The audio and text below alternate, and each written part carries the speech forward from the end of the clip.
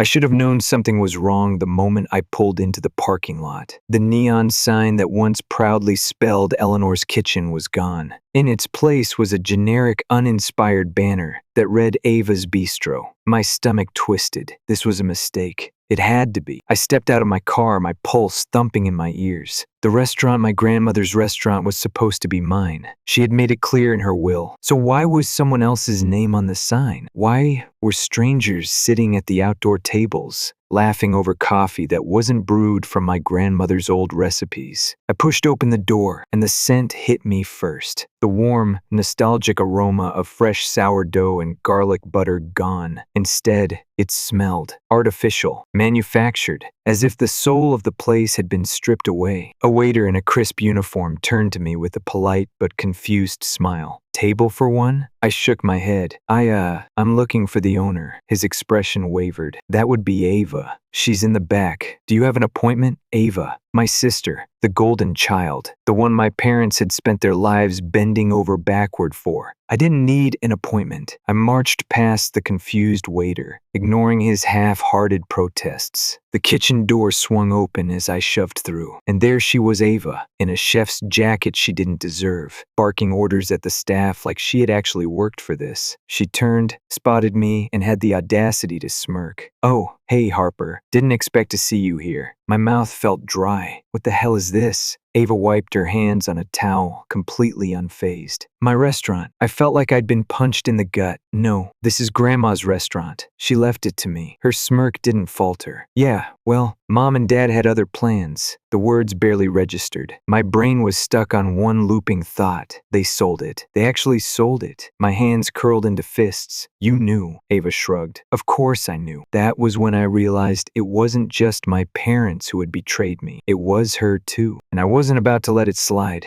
I barely remembered the drive to my parents' house. My hands gripped the steering wheel so tightly my knuckles turned white. But my mind was somewhere else, stuck on Ava's smirk, on the way she had said my restaurant like it was always meant to be hers. The second I pulled into the driveway, I was out of the car and up the porch steps before I could second-guess myself. I didn't bother knocking. The front door swung open under my grip, and there they were, Cynthia and Richard, my loving parents, sitting in the living room like they hadn't just stolen from me. My mother barely looked up from her tea. "Harper, you know it's rude to barge in." I let out a sharp, humorless laugh. "Oh, I'm sorry. Am I the one being rude? That's rich, considering you sold my inheritance without telling me." That got her attention. She sighed, setting her cup down as if I were exhausting her. "Harper, don't be dramatic." I stared at her. "Dramatic?" My voice came out sharper than I intended. "Grandma left me the restaurant. It was mine. And you," I turned to my father, who had yet to even acknowledge me. "You both forged my name, didn't you?" Richard finally spoke, not even looking ashamed. "We did what was best for the family." My hands clenched at my sides. "Oh, really? Best for who? Because it sure as hell wasn't for me." Cynthia stood, brushing invisible dust off her sweater. "Ava needed this, Harper. She has potential. You already have your own life, your own place. You didn't need that restaurant." I blinked. "So, let me get this straight." My voice was eerily calm now, even to my own ears. "You took something that Grandma specifically left to me, sold it, and used the money to fund AVA's little business venture, all because you decided I didn't need it?" Neither of them answered. They didn't have to. The silence was answer enough. I exhaled slowly, forcing my breath to steady. "You do realize what you did was illegal, right?" Richard scoffed. "Harper, let's not make this messy." "Messy?" I repeated, almost laughing again. "You committed fraud. You stole from me. It's already messy." Cynthia's patience was clearly running thin. She crossed her arms, her expression hardening. "What's done is done, Harper. You need to move on. Move on." That was the moment I knew they thought they had won. They thought I would storm out, maybe cry about it, and eventually get over it. They had no idea what was coming. I took a slow step back, shaking my head. "You think this is over?" Cynthia narrowed her eyes. "It is over," I smiled. Not the kind of smile that showed amusement, no. This one was sharper, colder. "No," I said. "It's just getting started." Then I turned and walked out the door, because my parents had no idea that I had one last card left to play. I spent the entire drive home gripping the steering wheel so tightly my fingers ached. The rage hadn't faded, it had settled, cold and calculated, coiling in my chest like a living thing. Ava's smirk, My mother's dismissiveness, my father's arrogance, they all played on repeat in my head, fueling the storm inside me. They thought I'd just accept this, move on. They had no idea who they were messing with. The moment I stepped into my apartment, I grabbed my phone and scrolled through my contacts until I found the name I needed. Olivia Carter, lawyer, former college roommate, and, most importantly, someone who would tear my parents apart in court if given the chance. I hit call. She picked up on the second ring. Harper. Olivia's voice was warm but sharp, always to the point. "What's up? I need your help," I said, skipping the pleasantries. "It's bad." There was a pause. Then, how bad? I exhaled, pacing the length of my living room. My parents sold the restaurant my grandmother left me, forged my signature. Didn't tell me until I found out on my own. Silence. Then Olivia let out a sharp breath. "Jesus, that's not just shady, that's fraud. Are you absolutely sure they forged your name?" 100%. I ran a hand through my hair, my jaw clenching. I never signed anything. I checked my emails, my messages, no alerts, no paperwork. No notifications, nothing. They did it behind my back. I could almost hear Olivia's mind working on the other end. "Okay, first step, gather everything. Any documents your grandmother left you, her will, anything that proves the restaurant was legally yours. Old emails, texts, hell, even birthday cards where she mentions the place. If your parents committed fraud, we need proof." I was already moving, yanking open the drawer where I kept a folder of important documents. I have the will, bank statements, a few old texts from my grandma where she talked about leaving it to me. "Good." Olivia's voice was clipped. "All business now. Send everything to me. And Harper, do not confront them again. They know what they did. If they catch wind of what you're doing, they'll start covering their tracks." I stopped mid-motion. That thought hadn't even occurred to me. My parents were reckless, but they weren't stupid. If they realized I was going after them legally, they'd do whatever they could to make sure I had nothing to stand on. "Understood," I said. "I'll send everything in the next hour." "Perfect. Meet me at my office tomorrow morning." Olivia hesitated for a second, then added, "Harper, I know they're your family, but don't hold back. They sure as hell didn't when they did this to you." I swallowed hard, gripping the edge of my desk. "Trust me, I won't." Digging up the truth, I barely slept that night. Instead, I combed through every document I had, pulling together a paper trail that would burn my parents to the ground. The more I looked, the more furious I became. My grandmother's will was crystal clear. The restaurant was meant for me, not my parents,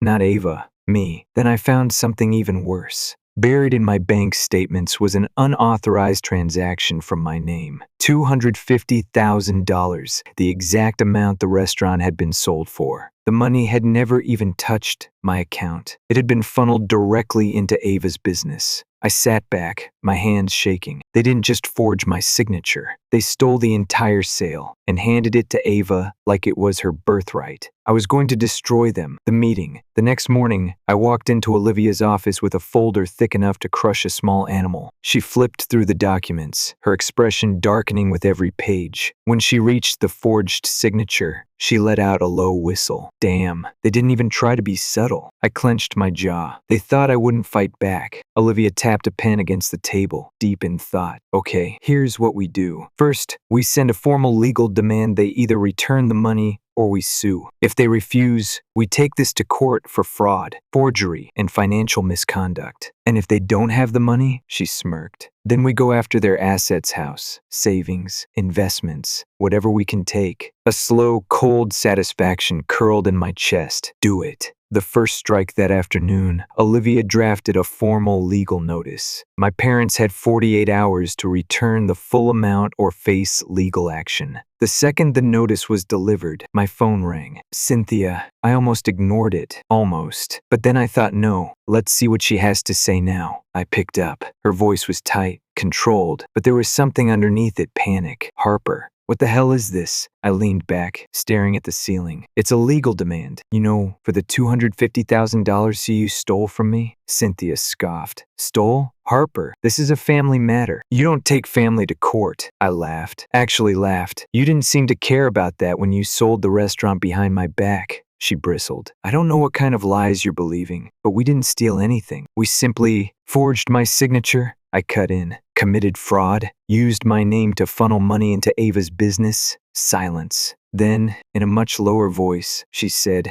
"Harper, we can work something out," I grinned. "Oh, I don't think so." Her voice turned sharp. "You'd really do this? To your own family? You did it to me first," I said coldly. "Now you're going to pay for it." And then I hung up. No turning back. I sat there for a moment, phone still in my hand, breathing hard. This was it, the point of no return. My parents thought they could take what was mine and walk away without consequences. They thought I'd be too weak to fight back. They were about to learn just how wrong they were. I picked up my phone and called Olivia. File the lawsuit. I thought filing the lawsuit would feel like a victory, like the hard part was over. But the real battle was only just beginning. The moment the legal papers were officially served, my phone exploded with calls and texts. Cynthia, Richard, even Ava had the nerve to try and reach out. I ignored every single one. I wasn't interested in their excuses. I wasn't interested in their fake justifications or their desperate attempts to manipulate me. I was interested in justice, and I was going to get it. The fallout begins. The lawsuit wasn't just a minor inconvenience for my parents. It was a full-scale disaster. Fraud, forgery, misappropriation of funds. Olivia had stacked the charges so high that there was no way they could just brush this under the rug. If they didn't return the money, they weren't just facing financial ruin, they were facing prison time. And from the moment they realized that,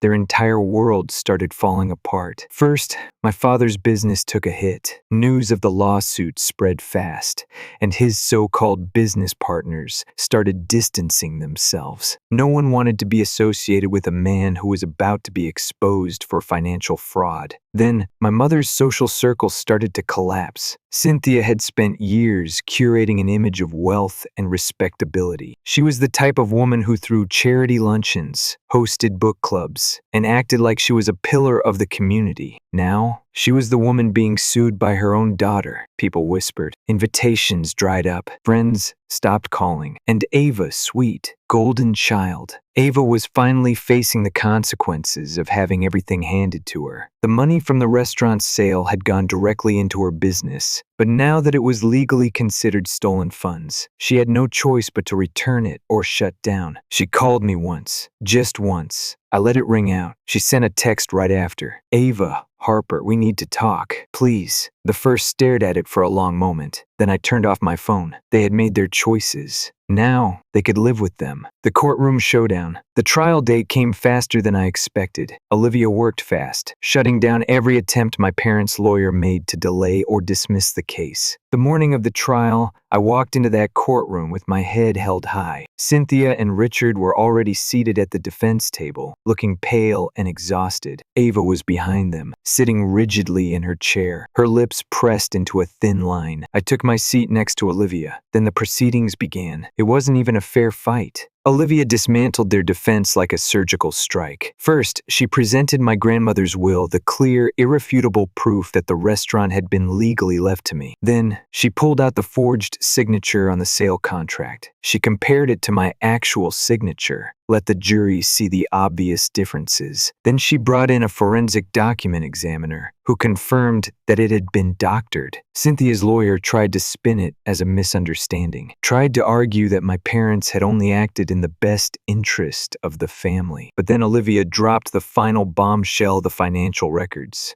The $250,000 stat had been taken from the sale, never touched my account. Every single dollar had gone straight to Ava's business. There was no excuse for that. Cynthia's face went ghost white. Richard buried his head in his hands. Ava didn't move at all. And I sat there, silent, as the judge reviewed the evidence. When the verdict was read guilty on all counts, my mother let out a choked sob. My father didn't look up. Ava finally moved. She turned to me, eyes burning with something that looked like betrayal. But she had no right to feel betrayed, not after what she did. Consequences hit hard. Cynthia and Richard were given 6 months to return every cent they had stolen or risk having their assets seized. But here was the thing: they didn't have the money. My father's business was failing. My mother's social standing was in tatters. And Ava's restaurant? Shut down within a week. She tried to fight it, begged for an extension, but the judge wasn't interested in sympathy. The money had been stolen, and now she had to give it back. So, when the deadline came and they couldn't pay, the court seized their house instead. I didn't even feel bad.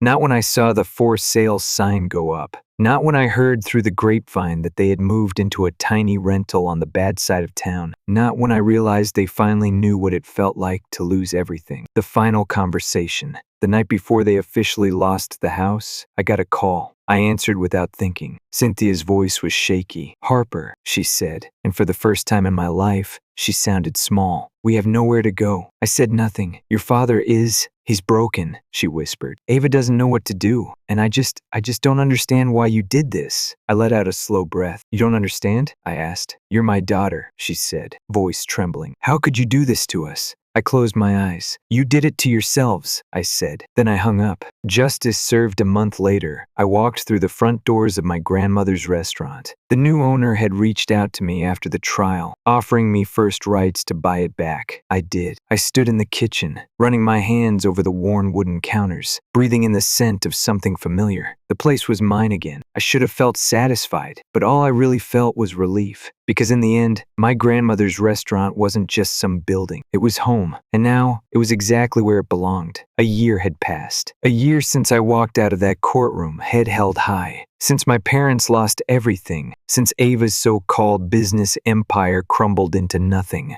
Since justice had been served, a lot had changed. I owned my grandmother's restaurant again. I poured every ounce of my energy into restoring it, making it mine while keeping her spirit alive. The peeling paint was refreshed, the kitchen deep cleaned, and the menu brought back to its original roots. Eleanor's kitchen had finally been restored to what it was meant to be. And business? Business was booming. I wasn't just surviving, I was thriving. Meanwhile, my family had disappeared from my life. And honestly, I was fine with that. A broken family. I hadn't spoken to my parents since the trial. I heard bits and pieces from distant relatives, though. My father had lost his business completely. Whatever investments he'd had dried up, and the legal fees had drained whatever was left. He was a nobody now. My mother had tried to hold on to her social status, pretending like everything was fine, but it didn't work. No one wanted to associate with a woman who had been exposed as a fraud. And Ava? Ava was working a 9-to-5 job, something she had never done in her life. She had spent so long coasting on our parents' money, living off of their handouts, that she had no idea how to handle the real world. But with no business, no restaurant, and no inheritance to fall back on, she had no choice but to learn. Did she ever blame my parents for what happened? I didn't know, but I did know one thing: she never blamed herself. The unexpected call I had long since accepted that I would never hear from my parents again. So, when my phone rang late one night and Cynthia's name flashed across the screen, I nearly ignored it. I should have ignored it, but some part of me, some tiny, lingering curiosity made me pick up. I put the phone to my ear but said nothing. A long pause, then a sigh. "Harper." I didn't respond. Cynthia cleared her throat. "I just wanted to." She hesitated. "Your father wants to see you." I blinked. "Excuse me?" "He's not doing well," she admitted. "He's been asking about you." I let out a slow breath. "Why now?" She was silent for a moment. Then, finally, she said, "Because he knows he messed up." I almost laughed. It took him this long to realize that. Another pause. Then, "I don't expect you to forgive him, Harper. I don't even expect you to come. But I had to tell you." I closed my eyes. A year ago, this call would have wrecked me. Now, it barely even scratched the surface. But still, some part of me wanted to hear what he had to say. So, against my better judgment, I agreed. Closure, seeing my father again, was surreal. He looked smaller, weaker, like the weight of everything had finally caught up to him. The arrogance was gone, replaced with something I had never seen in him before: regret. The first thing he said when he sat across from me was, "I messed up." And for the first time in my life, my father apologized. Not a fake, half-hearted, "I'm sorry you feel that way" kind of apology. A real one. He admitted to everything. The selfishness, the favoritism, the way he let his obsession with Ava's potential blind him. "I thought I was doing the right thing," he said, "but I was just being a fool." I let him talk. I let him explain. And in the end, when he finally asked, "Can you forgive me?" I did. Not for him, for me. Because holding on to all that anger was exhausting. And whether I forgave him or not, it wouldn't change the past. It wouldn't fix my family or bring back the years I lost, but at least this way, I didn't have to carry that weight anymore. I forgive you, I said, but that doesn't mean we can go back to how things were. He nodded, like he already knew that. After that, I left, and I haven't visited him again since. Moving on, Cynthia never called again. Ava never reached out. And honestly, I was okay with that. Some relationships aren't meant to be repaired. Some families aren't meant to stay together. But I had everything I needed. I had my restaurant, my own life, my own success earned, not stolen. And most importantly, I had peace. Because at the end of the day, I hadn't just won a lawsuit. I had won myself back. And that was more than enough. Story 2. I've always hated phone calls that start with silence. It's never good news. 3 days before Christmas, the first picked up a call from my mom, and the heavy pause on the other end made my stomach drop before she even spoke. Elena, honey, I think it's best if you don't come home for Christmas this year. I almost dropped my coffee. What?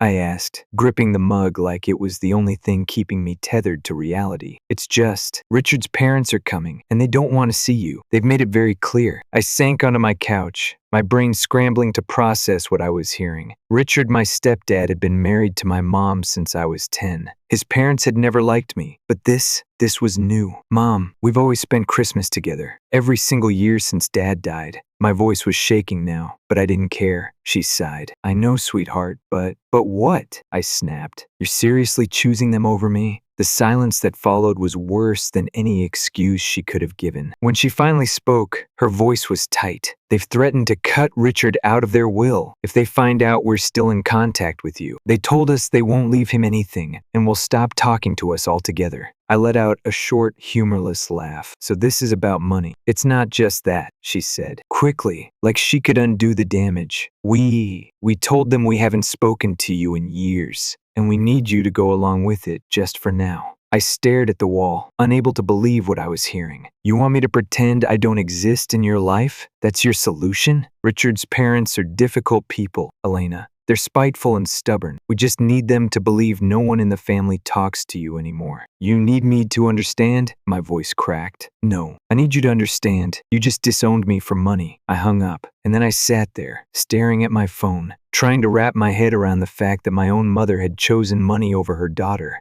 To understand why Richard's parents hated me, you'd have to go back 20 years. My dad died in a car accident when I was 4. For 6 years, it was just Mom and me against the world until she met Richard, a widower with a 9-year-old daughter named Becca. When they got married, Richard and Becca moved into our house, and things were fine. Becca and I got along well enough. We fought sometimes who got the remote, who borrowed whose clothes, but it was normal sister stuff. Richard's parents, though, they hated me from the start. She's so ill-mannered. It's obvious she grew up without a father. They'd say it right in front of me, like I wasn't even there. When they visited, they brought presents for Becca, but never for me. They talked around me, through me, but never to me. The worst of it happened when I was 14. Mom and Richard went on vacation, leaving Becca and me with Richard's parents for a week. Normally, we stayed with my Aunt Sarah, but she was busy that time. Richard's parents weren't happy about having us, especially me, but they reluctantly agreed. By day 6, Becca and I were bored out of our minds and cranky. We got into a fight over the laptop, shoving each other like bratty kids do. I barely pushed her, honestly. Barely, but she lost her balance, fell awkwardly, and broke her arm.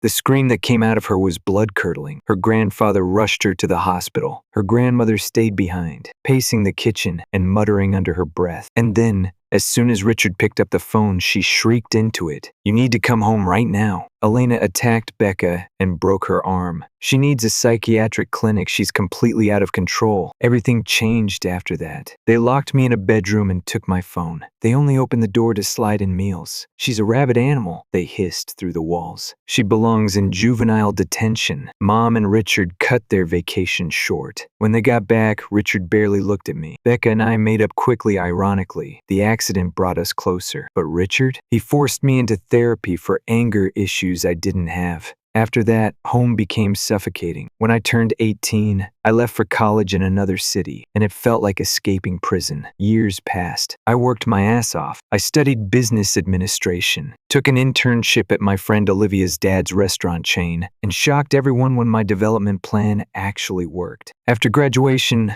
Olivia's dad handed her the business, and she hired me as her right-hand woman. We transformed the chain's set-up food delivery, launched a mobile app, added workspaces for remote workers, and installed live feed cameras to showcase our kitchens. Business boomed, and for the first time in my life, I had real money, savings, security. That's when Mom called, years after I'd left. Richard lost his job. We're struggling with the mortgage. Then Richard got on the phone. "Elena, I'm sorry for everything. We need your help." So I helped. Every month, I covered their mortgage. Richard found part-time work eventually, but I kept paying. It wasn't a hardship for me, and I thought naively that maybe this meant things were better between us. But after that call before Christmas, I knew I'd been wrong. I needed to talk to someone who'd understand, so I called Becca. "Hey, what's up?" Her cheerful voice was a stark contrast to the storm in my head. "Mom just called," I said, gripping my phone. "She told me not to come home for Christmas because your grandparents will be there. She's been telling them for years that she doesn't talk to me." Becca rarely cursed, but she did then. "Are you kidding me? She wants me to play along, pretend I'm not part of the family anymore so your grandparents will leave them money someday." "Well, hell with that," Becca snapped. "If you're not welcome, I'm not coming either." I almost started crying. After hanging up, I called a few friends. By the end of the night, I'd planned an impromptu orphan Christmas at my apartment, Becca, and 5 of my friends who had nowhere else to go. The day before Christmas,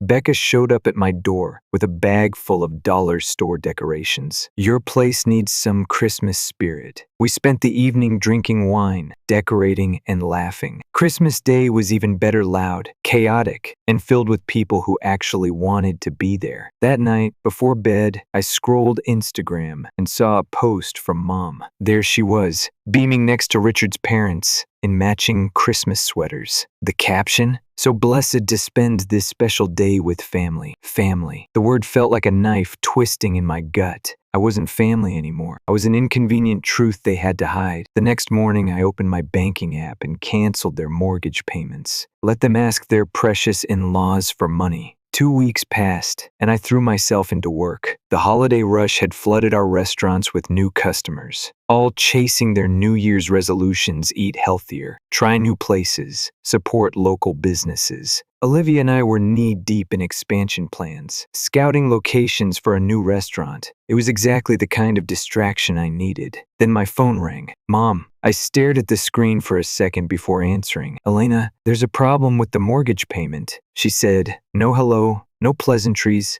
just straight to the point. "Did you forget to send it?" I kept my voice steady. "I didn't forget. I canceled it." A beat of silence. Then, sharp panic. "What do you mean you canceled it? I mean, I'm not paying your mortgage anymore." But we're counting on that money." Her voice rose, shrill and desperate. "The payment is due today." I leaned back in my chair, utterly calm. "You should have thought about that before you chose Richard's parents over me." "This is about Christmas?" she snapped. "Elena, don't be childish." We explained why. "You explained that money was more important to you than I was." I cut in. Message received. Her tone shifted, going from panic to something sharper. "I know what you did." I blinked. "What are you talking about?" "You convinced Becca not to come for Christmas. You turned her against us." I almost laughed. "I didn't convince her of anything. She made that choice on her own. Because of you," she spat. "Do you know what I had to tell Richard's parents? That she was seriously ill. I had to lie because of you." I couldn't believe what I was hearing. "You invented a whole illness instead of just telling the truth?" "Mom, normal people don't fake medical emergencies for money. You have no idea what you're talking about," she snapped. "After everything we've done for you, what exactly have you done for me lately, Mom? Besides kick me out of Christmas and pretend I don't exist?" Silence, then click. She hung up on me. The next few months were quiet. Mom didn't call again. Richard didn't reach out. It was like I'd finally been erased from their lives for good. Becca, though, she kept her promise. She visited every other weekend, crashing on my couch with takeout and stories about work. She was finishing grad school, and I could tell she was torn angry at them, but still hoping they'd snap out of it. I wasn't holding my breath. Meanwhile, the The first stayed busy. The new restaurant opened in March, and it was an instant success. For the first time in my life, I felt free not just financially, but emotionally. I wasn't waiting for my mom's approval anymore. And then, one evening in late April, my phone buzzed. Becca, hey, I'm coming over tomorrow. That okay? Something in her voice was off, but I didn't push it. Of course, I said. The next day, just after noon, my doorbell rang. When I opened it, I expected to see just Becca. Instead, she was standing there with Mom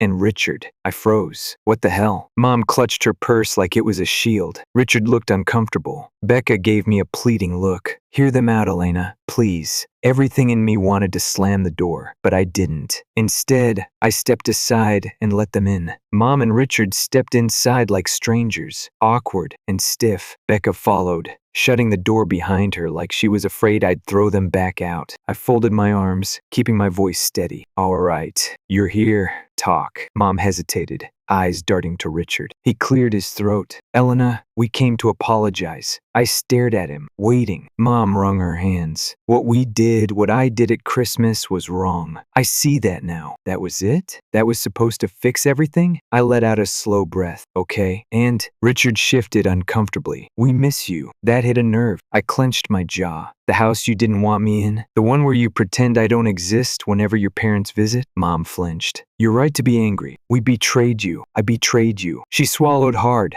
I put money ahead of my own daughter, and I've been sick about it ever since. I searched her face for manipulation, for some sign she was just here to get the money back. But for the first time in years, she looked real. Still, I wasn't about to roll over. And what changed? You suddenly don't care about the inheritance? Richard sighed, rubbing his temples. I called them after you cut off the mortgage payments. Told them I wasn't going to pretend anymore that you're my daughter too. He let out a bitter laugh. They lost their damn minds. Said they'd write me out of the will. I raised an eyebrow. So you lost the money anyway? Becca jumped in. No, that's the thing. 3 days later, they called back, said they'd calmed down and were willing to accept things. Mom nodded. They're not ready to lose Becca too. When she told them she was done with them if they didn't fix this, they backed down. I blinked, glancing at my sister. She just shrugged. I told them the truth, that they've been awful to you for years, and that I wouldn't be part of a family that treated you like that. Something in my chest cracked open. I turned back to Richard. And what about you? What happens next time they pull this crap?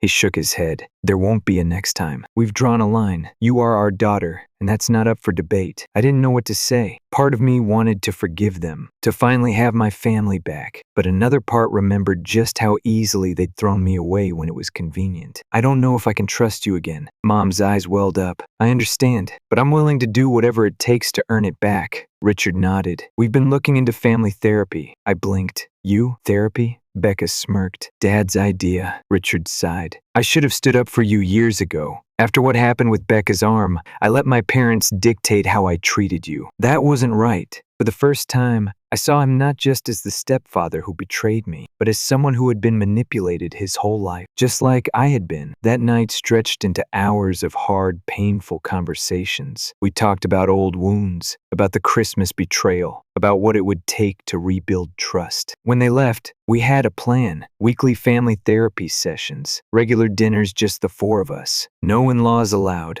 Clear boundaries about what was and wasn't acceptable. It wasn't forgiveness. Not yet. But it was something. A month later, we had our first therapy session. Dr. Levine, a no-nonsense woman in her 50s, made us sit in a circle. What do you want from this process? She asked. Mom dabbed at her eyes. I just want my family back. I crossed my arms. I want to understand why I was so easily disposable. Richard shifted. I want to be a better father. Becca, always the peacemaker, smiled. I want us to be honest. No more secrets or lies. Dr. Levine nodded. Good. That's a start. Over the next few months, we met regularly. Sometimes the sessions were productive. Other times they devolved into old arguments. But we kept showing up. Slowly, painfully, we unpacked years of misunderstandings. We talked about why I kept sending them money, why Richard's parents had such control over them, why Christmas had been the final straw. Outside therapy, we started rebuilding. Mom would call just to talk. Richard sent me articles about restaurant management. Becca and I stayed as close as ever. Then, 2 months in, Richard did something that shocked me. He pulled me aside after one of our dinners and handed me a document. What's this? I asked. My will, he said simply. I skimmed through it. My breath caught. He had rewritten everything. No matter what happened with his parents' inheritance, Becca and I would be treated equally. It's not about the money, he said quickly. It's about making sure you know you are my daughter, not by blood, but by choice. And nothing will ever change that again. I didn't cry often, but I cried then. 6 months after the Christmas that nearly destroyed us, we all sat together at my newest restaurant. The conversation flowed easily. We laughed, shared stories, ate too much, and I realized something. We weren't the same family we had been before. That family had been built on obligation, on secrets, on fear. This new one, it wasn't perfect. There were still bad days. Richard's parents were still a presence in our lives, though they had been shockingly quiet since the fallout. But we were trying, and maybe that was enough.